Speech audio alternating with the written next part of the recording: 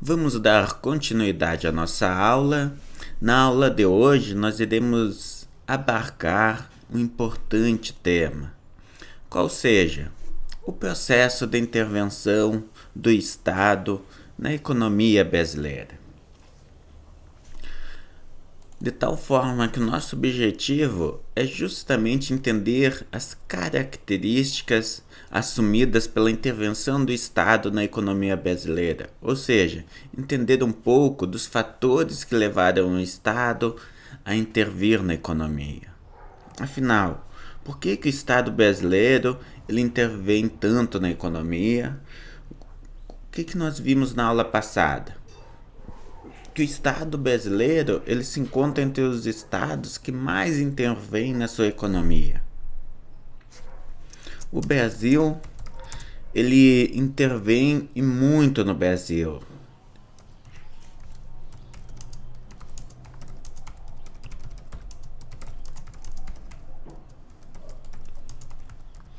Então vejam, o que nós temos aqui? O Estado brasileiro ele intervém e muito mais do que outros estados, do que, por exemplo, a Argentina, Chile, Uruguai. Na verdade, o que nós observamos? Em termos históricos, o Estado brasileiro ele apresenta elevada intervenção. No período atual, ele também apresenta intervenção elevada, só que, claro, essa intervenção lá na década de 70, na década de 70, ela foi bem mais elevada. Atualmente, até, se nós compararmos o período lá, a década desde, digamos, 1950 a 1970, ele é caracterizado por um período de elevação na intervenção. Vou utilizar uma seta para cima para identificar este período como um período de elevação na intervenção do Estado. Já no período subsequente, digamos no período a partir da década de 80 até os anos 2000, nós temos um período de redução na intervenção do Estado. Principalmente na década de 90, por exemplo, na década de 1990, nós tivemos todo um processo de desestatização e de privatização de empresas públicas. Sendo que essas privatizações realizadas, elas reduziram significativamente o montante que o governo intervém na economia. Dito isso, então o que nós observamos? Mais do que isso. Entre as décadas de 50, digamos aqui, o que nós podemos pegar e fazer? Nós podemos fazer um recorte histórico do processo de intervenção do Brasil na sua economia, começando lá por 1500. Até em torno de 1930, o que caracteriza esse Estado? O que vocês acham? O Brasil ele tinha uma economia, um Estado forte, um Estado atuante, um Estado interventor? Não, ele não tinha. Este Estado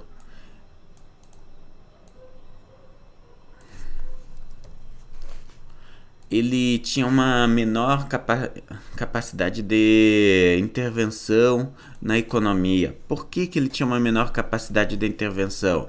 Justamente por causa do tamanho diminuto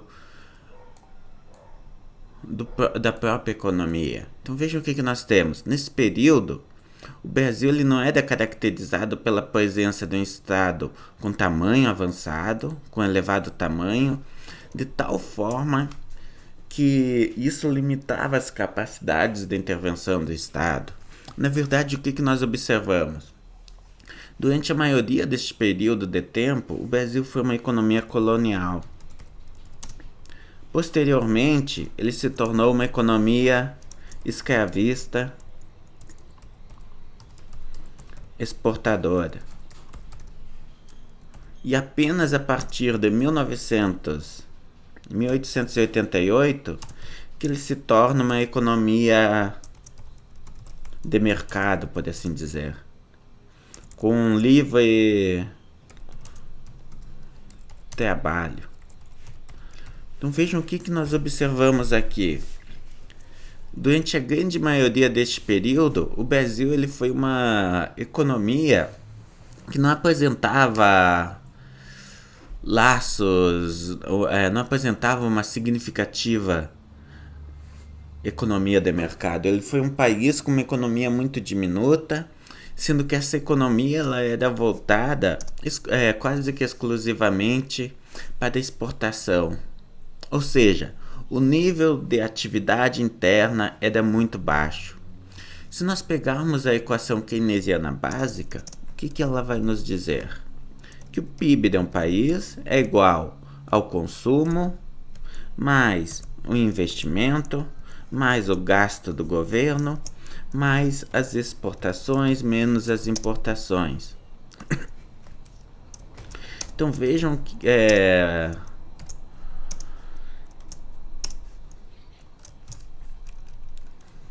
C ele representa o consumo,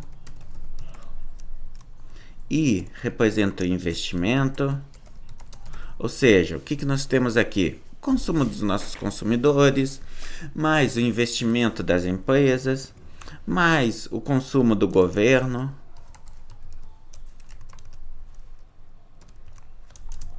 mais as exportações e mais as importações.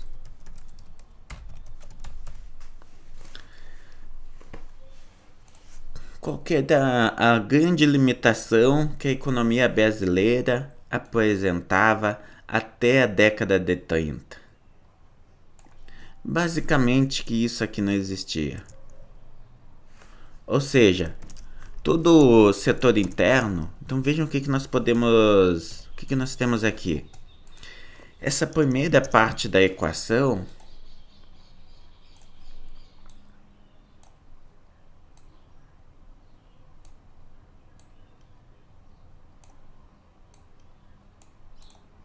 ela representa o setor interno. Ou seja, a atividade econômica interna deste país. Por quê? Porque nós temos aqui o consumo, o investimento e o gasto do governo. Ou seja, o consumo das famílias, mais o investimento das empresas, mais o gasto do governo. Já o segundo componente, ele representa o setor externo. O Brasil, ele sendo uma economia colonial, uma economia escravista exportadora, ou a partir de 1988, uma economia com trabalho livre, mas que ainda era primário, exportadora,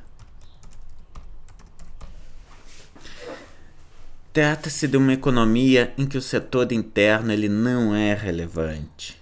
Nós podemos vir aqui e pintar essas variáveis de branco para indicar que elas não existiam simplesmente. Então vejam, a economia brasileira, como ela tinha o Brasil apresentava um nível de atividade econômica muito baixo, a capacidade do governo em termos de gravação tributária, em termos de arrecadação, também era muito limitada.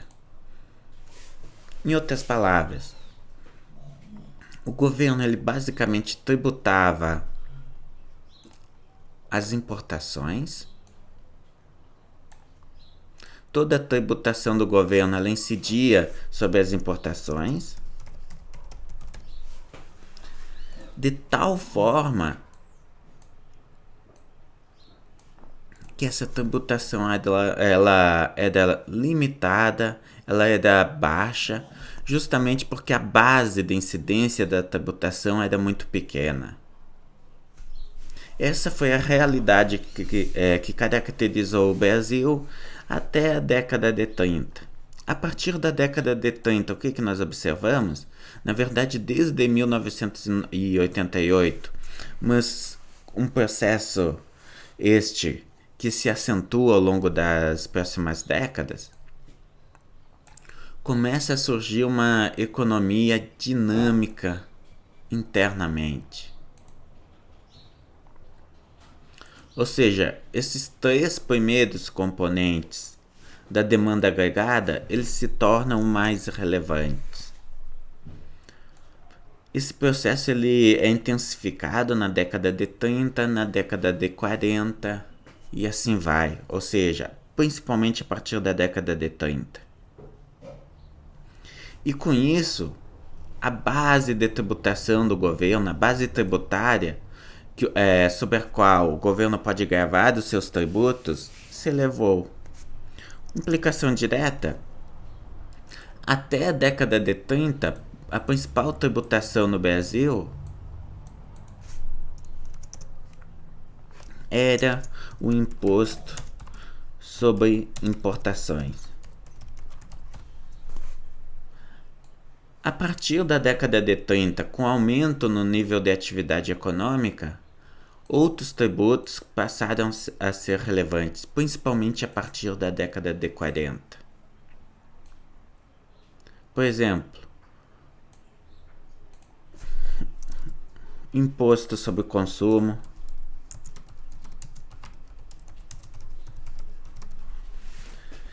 então vejam, conforme a economia, o nível de atividade econômica começa a se elevar, a capacidade de gravação tributária, de gravação de tributos e a capacidade de intervenção do Estado na economia também se eleva.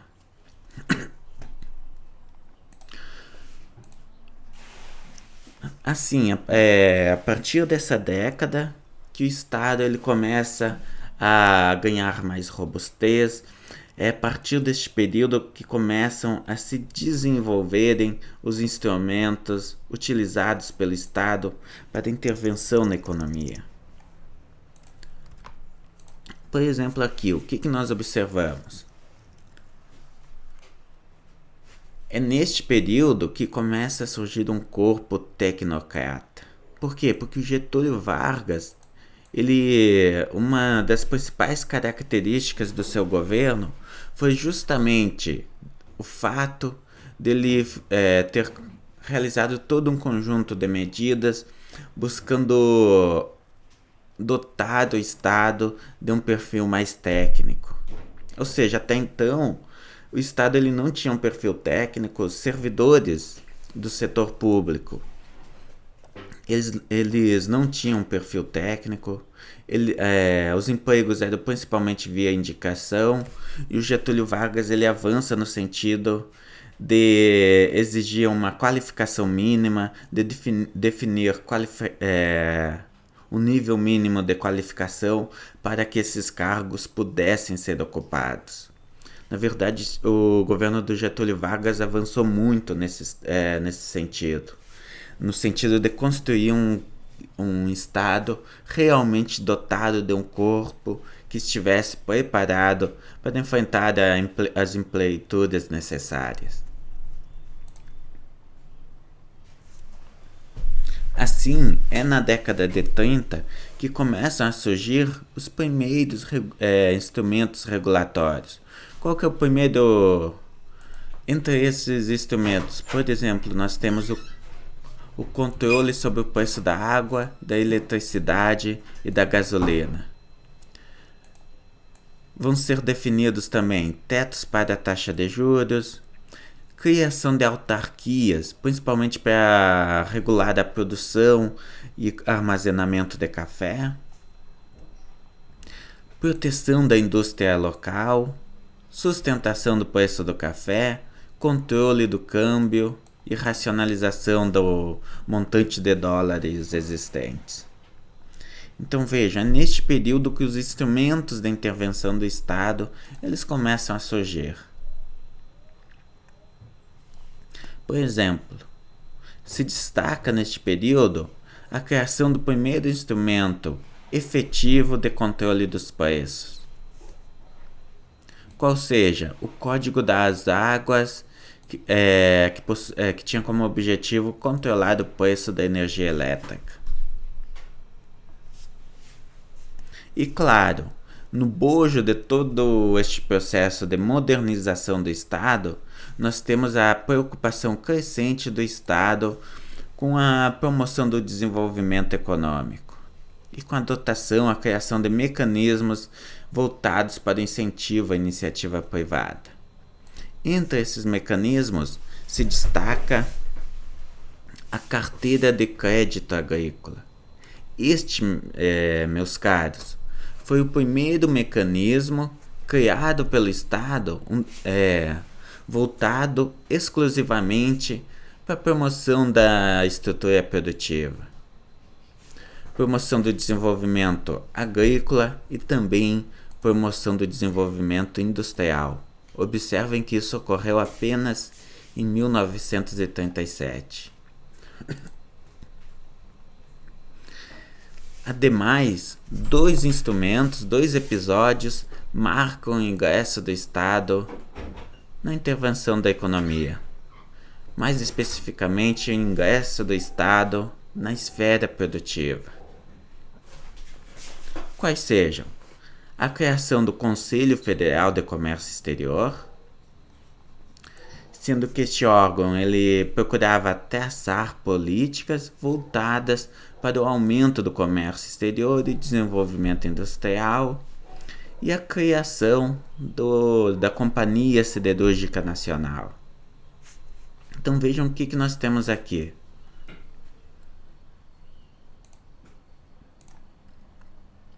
Esse primeiro órgão, ele representa o primeiro instrumento efetivo de planejamento. É um primeiro órgão responsável por realizar um planejamento, possuindo como objetivo traçar diferentes políticas, definir políticas, implementar essas políticas, sendo essas políticas voltadas para o desenvolvimento do comércio exterior e também do setor industrial. Ou seja, o Estado ele passa a assumir a responsabilidade pela definição de políticas que possuam como objetivo promover o desenvolvimento industrial. Neste período nós temos também a criação da Companhia Siderúrgica Nacional. A CSN, meus caros, é a primeira estatal brasileira. Ela é a primeira empresa tocada pelo Estado e que possui como objetivo realizar a produção de bens diretamente.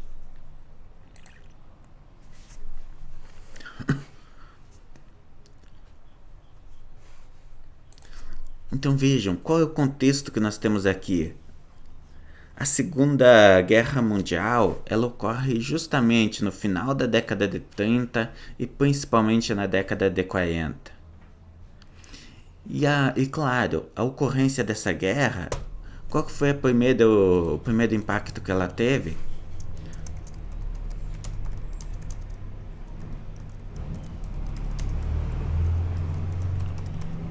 Acabou com o comércio internacional, ou seja, vejam o que nós temos aqui. Nós temos os submarinos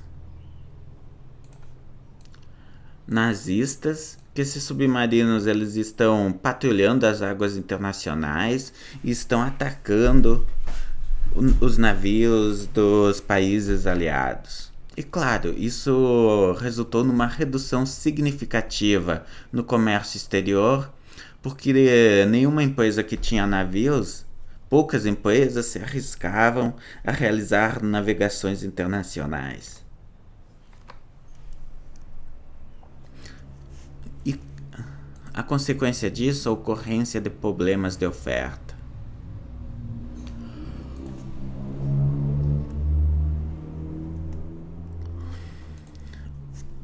E de tal forma que a maior intervenção do Estado ela foi necessária justamente devido a esses motivos estratégicos e principalmente devido à necessidade de segurança nacional.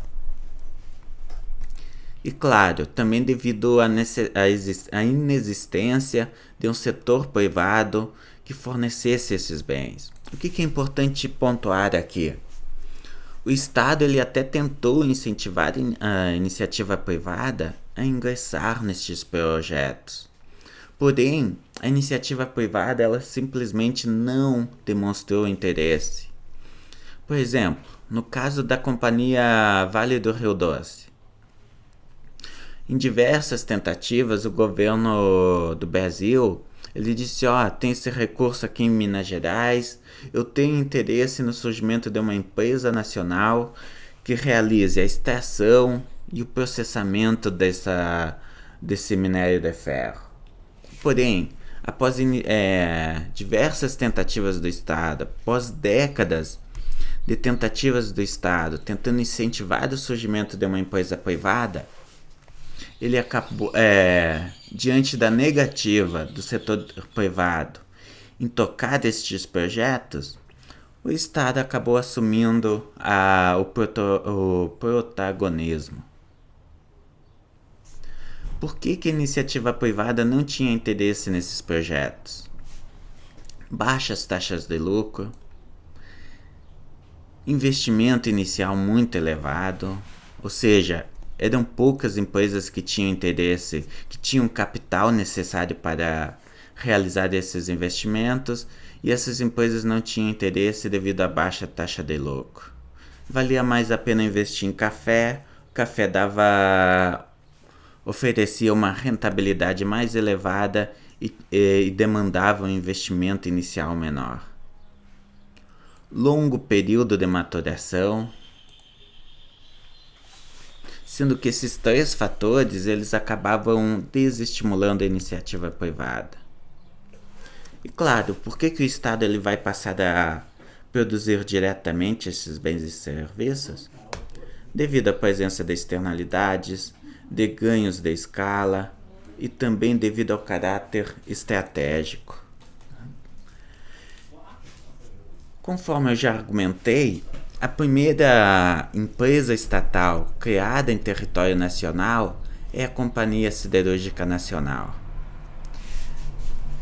sendo que o objetivo dessa empresa é produzir aço para fazer frente à demanda militar decorrente da Segunda Guerra Mundial. Ou seja, é ofertar aço para que o exército, para que todas as nossas forças armadas, para que eles conseguissem produzir os tanques, os caminhões, os carros necessários, as armas, que neste contexto da Guerra Mundial eram necessárias para garantir a segurança nacional. Companhia Vale do Rio Doce, extração do minério de ferro, que claro, que seria utilizado pela CSN na produção de aço. Fábrica Nacional de Motores, novamente, o que nós observamos? Temos militares. É uma fábrica voltada especificamente para a produção de peças para aviões. Peças essas que seriam utilizadas onde? Em que lugar? No setor militar. E por fim, Companhia Nacional de Alcalis, para produzir barrilha e vidro. Na década de 50, esse processo de estatização da economia dá continuidade. Com o surgimento do BNDE, em 1952, então observem o que nós temos aqui. Um estudo feito pelo Brasil em parceria com os Estados Unidos, através da Comissão Mista Brasil e Estados Unidos, ele evidenciou a necessidade de existência de um órgão, de uma instituição de fomento.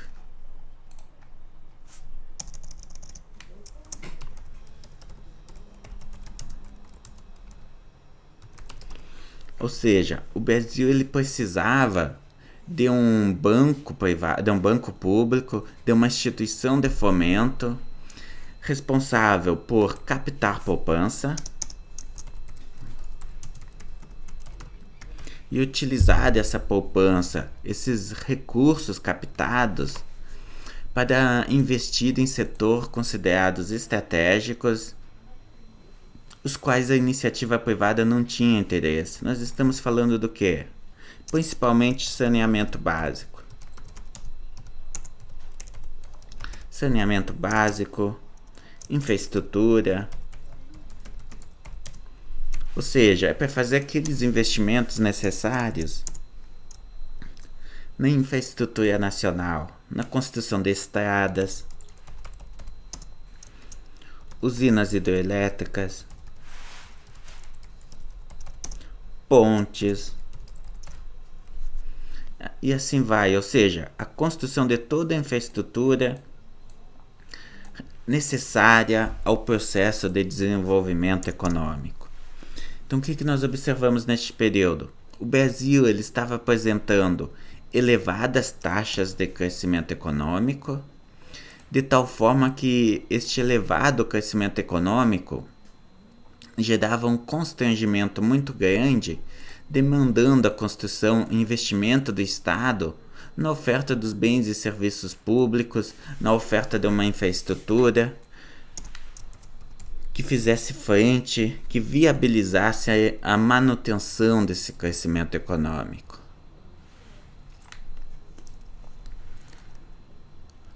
Mais especificamente, o Brasil ele carecia de instrumentos de financiamento de longo prazo.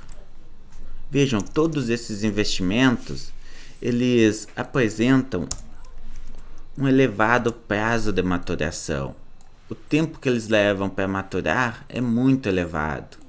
Nós estamos falando de investimentos que exigem um montante inicial muito elevado de capital e que o prazo para retirar esses investimentos é de 20, 30, 40 anos. Nenhum empresário em sua consciência vai tocar um projeto igual a este. Um projeto que exige um capital extremamente elevado, um montante extremamente elevado de capital e que não dê um retorno elevado no curto prazo. Assim, o Brasil, diante da recomendação dessa comissão mista, ele cria o BNDE. Atualmente, o BNDE ele mais conhecido como BNDES, ou seja, é lá em 52 que surge o BNDES.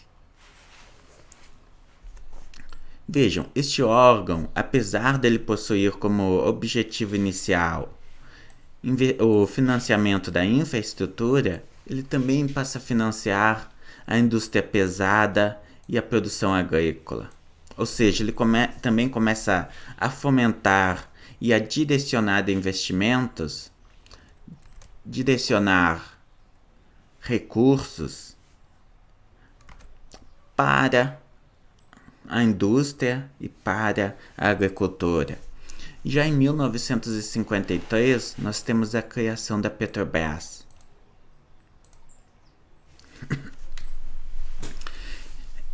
Ou seja, vejam o que nós temos. O Brasil estava crescendo. O que era preciso?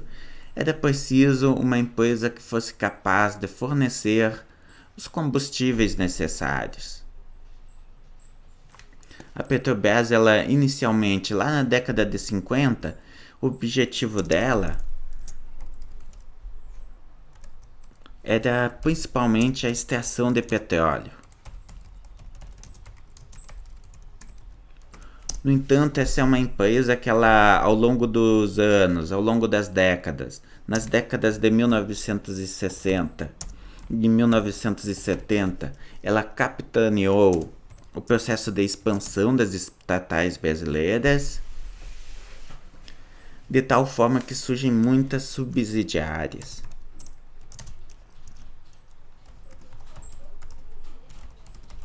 Ou seja, essa empresa ela expande as suas atividades da extração de petróleo para refino e logística. Ou seja, ela passa a realizar todo o processo de refino do petróleo e também a logística de distribuição destes combustíveis.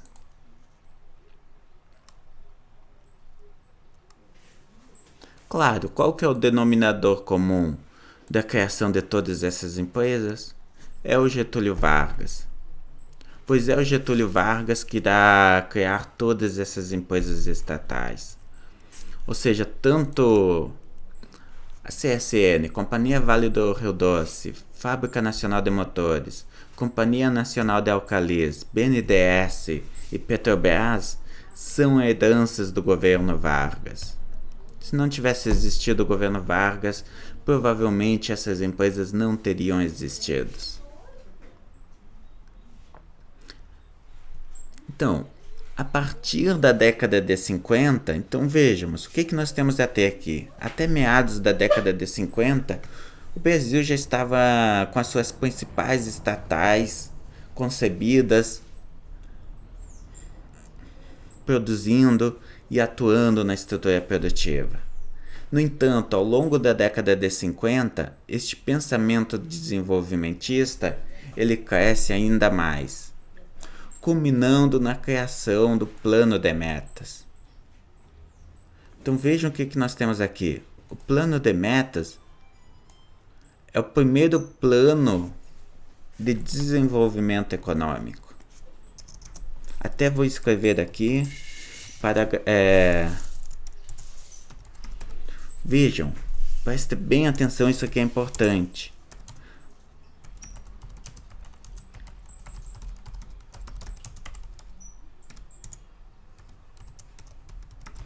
Qual que foi o nosso primeiro plano de desenvolvimento econômico nacional? É o Plano de Metas, ou seja, só em 56 que nós temos uma política que possui como propósito específico promover o desenvolvimento econômico. Ou seja, o que nós temos? Intencionalidade do Estado de intervir diretamente na estrutura produtiva, promovendo a modificação nessa estrutura produtiva. Ou seja, é com o Plano de Metas que o Estado ele assume o papel de promover o desenvolvimento econômico, de realizar um conjunto mais abrangente de políticas voltadas para a promoção do desenvolvimento da economia brasileira. Este primeiro grande plano ele tinha como objetivo principal promover o desenvolvimento industrial.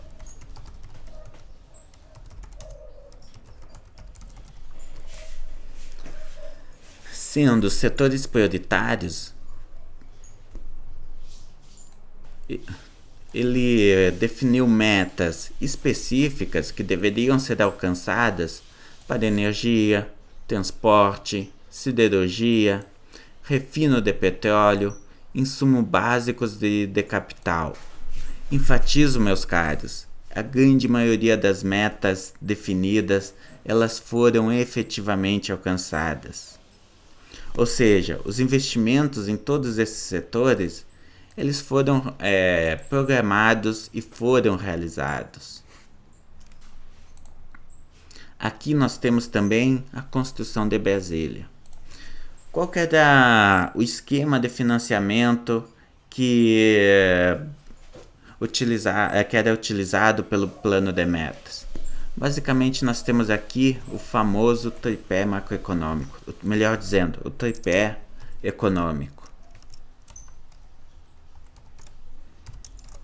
O que é importante destacar? Esse tripé macroeconômico, essa mudança promovida pelo Plano de Metas, ela marca uma mudança na orientação política e econômica do Brasil. As decisões aqui tomadas, elas são decisões irreversíveis que colocam o Brasil em uma trajetória específica. Então vejam, é importante destacar aqui o suicídio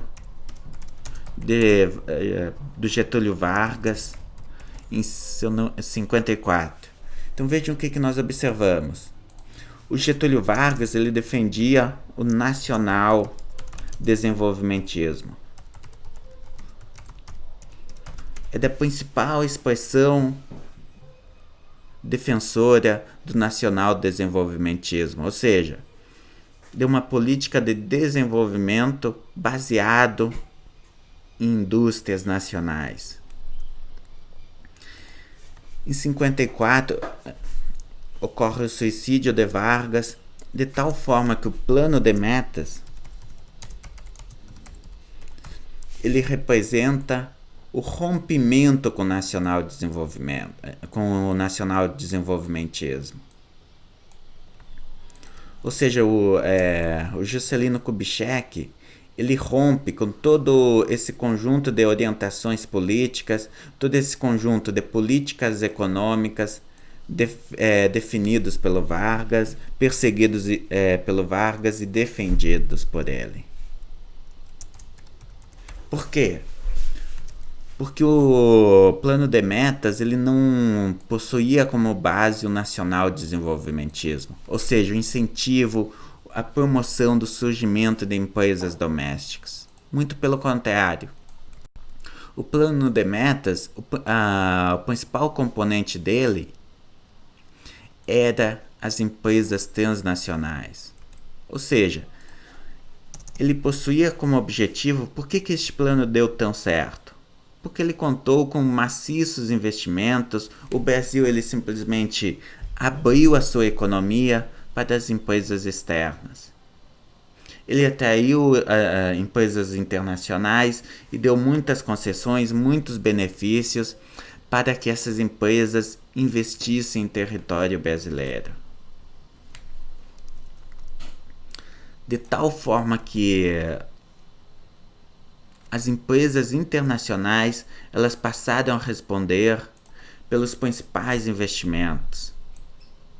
Então vejam, essas empresas elas ocuparam os setores mais dinâmicos. Os setores que apresentavam maior rentabilidade, os setores mais estratégicos, os setores com taxas mais elevadas de crescimento econômico e que demandavam maior intensidade tecnológica, foram ocupadas por empresas transnacionais.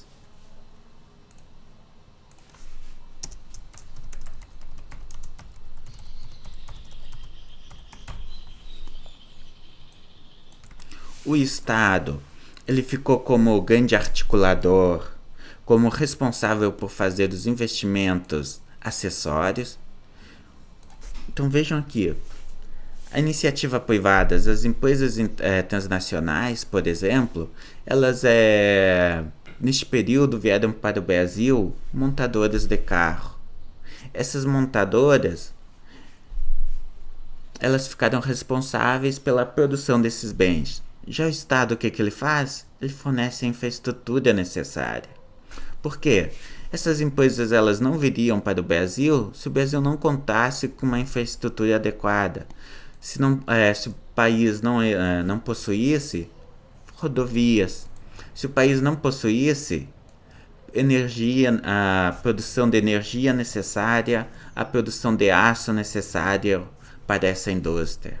Ou seja, o Estado brasileiro ele assume a responsabilidade por fornecer os insumos e a infraestrutura necessária, viabilizando a realização desses investimentos internacionais. Por fim, a iniciativa privada nacional, ela também ficou responsável por dar apoio a essas empresas transnacionais. Ou seja, as empresas transnacionais investiam nos setores estratégicos, realizavam seus investimentos, e as empresas nacionais ficaram responsáveis por fornecer os insumos, por fornecer os bens e serviços demandados por essas empresas de capital estrangeiro. As empresas privadas, elas com o plano de metas, elas também receberam crédito externo, elas receberam incentivos para conseguirem se desenvolver.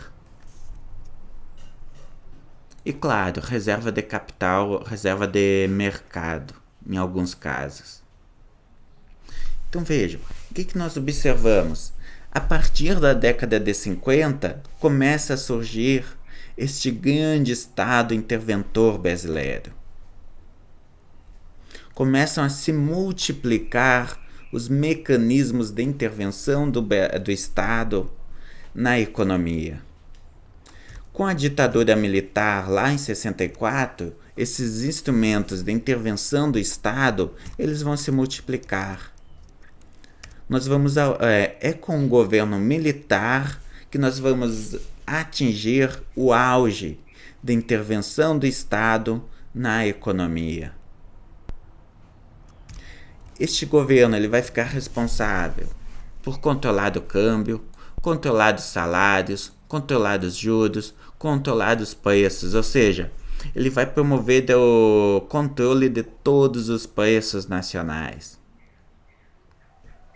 Sejam preços de bens, sejam preços de serviços, sejam preços de preços, que é o caso do câmbio, sejam preços dos fatores, salários e juros.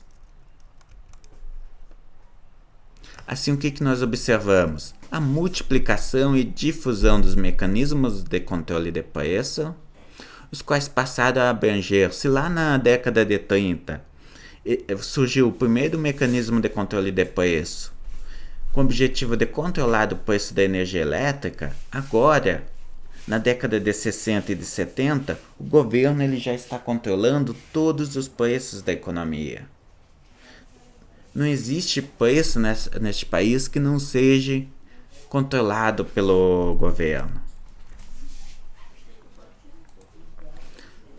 Vejam, até aluguéis, alimentos, preço da gasolina, entre outros preços, eles eram controlados pelo governo.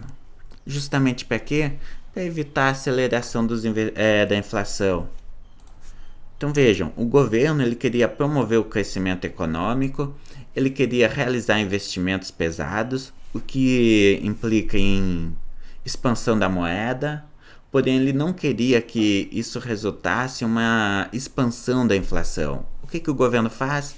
Ele passa a criar mecanismos, ele passa a controlar diretamente os preços para evitar que as empresas aumentassem os seus preços.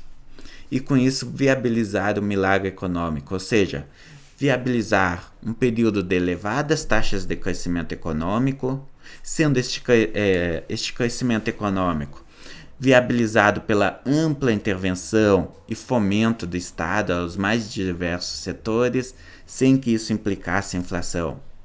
Não é mágica, meus caros, o governo ele simplesmente controlou os preços.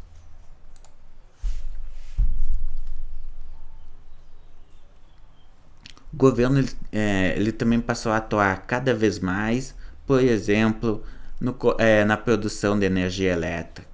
Nós temos aqui, na década de 60 e na década de 70, que vão surgir, por exemplo, a Companhia Energética do Rio São Francisco, Furnas, CEMIG, CESP. Então vejam, qual que é o argumento teórico que justifica e que explica a intervenção do governo brasileiro na economia, em todos esses setores relacionados à infraestrutura? É a presença da externalidade. Por exemplo, energia elétrica. Energia elétrica é um insumo que é utilizado pelos demais setores.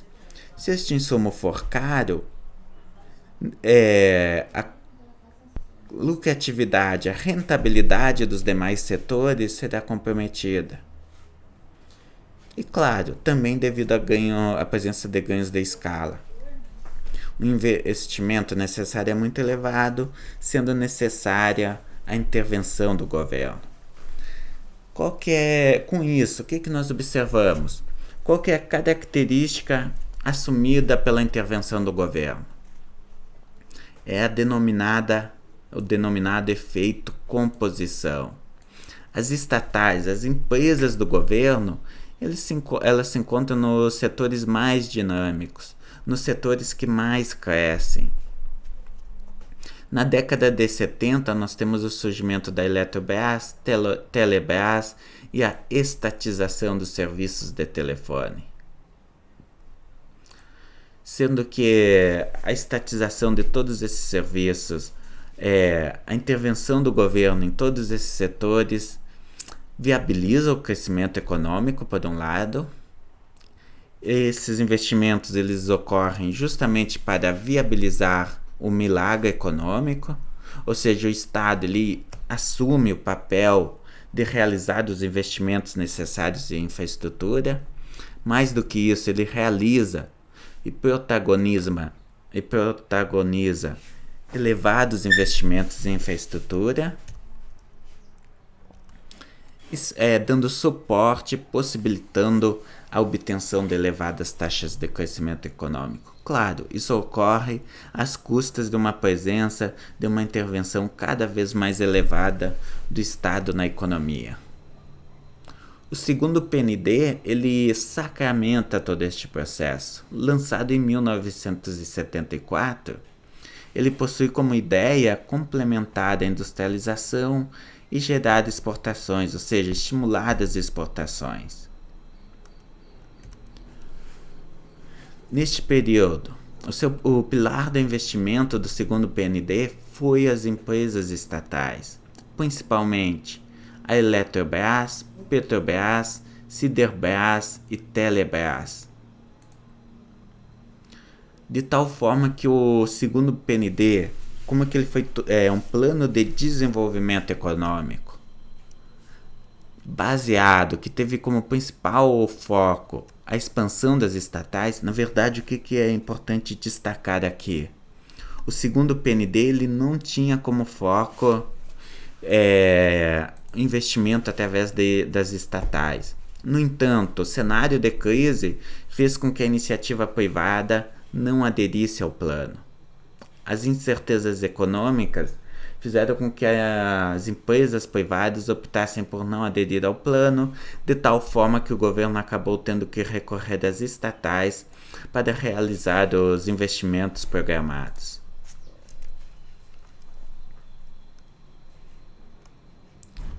Então vejam, este plano ele tem como objetivo dar continuidade ao processo de industrialização da economia brasileira, principalmente através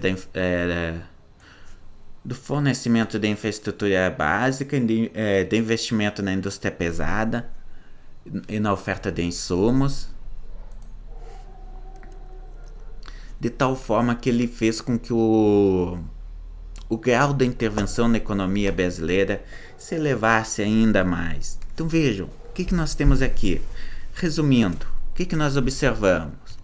Se nós compararmos a década de 30 com a década de 70, lá na década de 30 começam a surgir os primeiros mecanismos de intervenção do Estado na economia.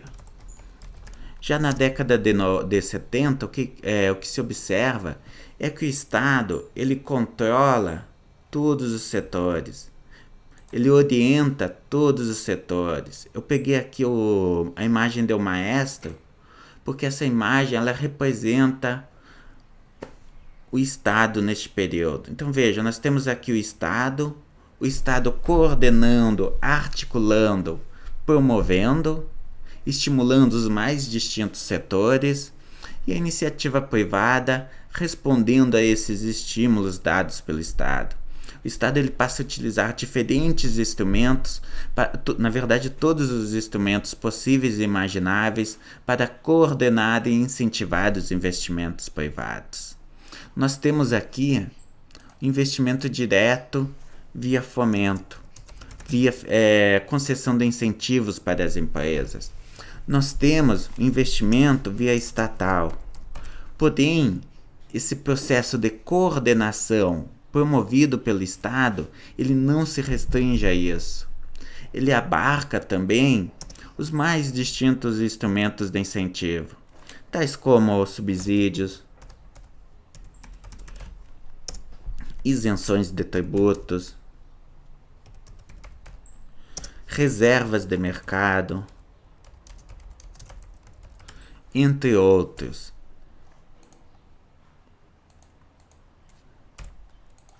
demanda. Ou seja, o Estado, para viabilizar o surgimento de determinadas empresas, ele garantiu a compra dos bens e serviços produzidos por essas empresas nos seus primeiros anos de vida. Então vejam, o Estado, nesse período, ele se transforma de um Estado que quase não existia na década de 30, ele se transforma em um Estado com uma musculatura pesada e com uma capacidade incrível de intervenção e de orientação do processo de desenvolvimento econômico.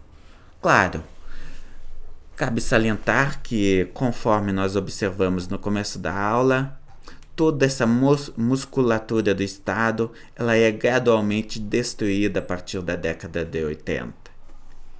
Com a crise da dívida, o Estado ele vai perdendo paulatinamente, ano após ano, essa capacidade de intervenção na economia brasileira, sendo que na década de 1990, em decorrência do consenso de Washington,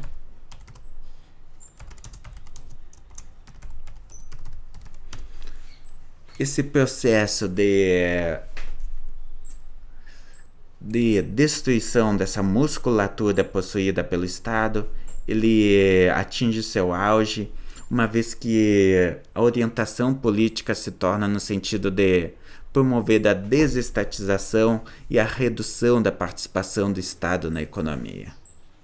Bom, a nossa aula hoje foi longa, mas nós conseguimos abarcar analisar de uma forma rápida. Claro, o objetivo aqui não é realizar uma análise aprofundada, mas apenas uma análise mais superficial e buscar ter uma noção básica do modo como que o Estado interviu na economia brasileira.